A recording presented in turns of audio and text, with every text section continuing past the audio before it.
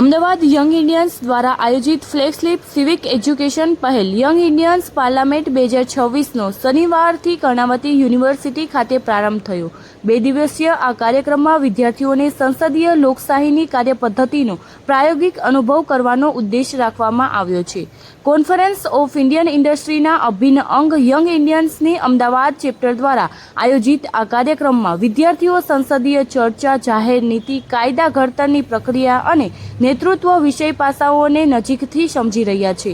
આ સાથે તેમની વક્તૃત્વ કલા, સંવાદ ક્ષમતા, વિશ્લેષણાત્મક વિચારસરણી અને નિર્ણય લેવાની ક્ષમતાનો પણ વિકાસ થાય તેવો પ્રયાસ કરવામાં આવ્યો છે।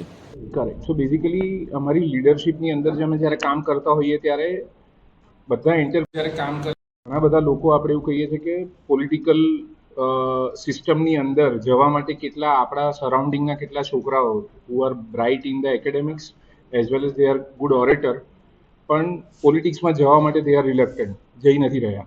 એનું પ્રાઇમરી રીઝન એવું છે કે દેર આર સર્ટેન ટેબુઝ અને એનો એક્સપિરિયન્સ, લાઈવ એક્સપિરિયન્સ નથી। આપણે ખાલી પોલિટિકલ વ્યૂઝ ન્યૂઝપેપરના થ્રુ અને ટીવીના થ્રુ જે લઈએ છીએ એને જ એબ્ઝોર્બ કરીએ છીએ।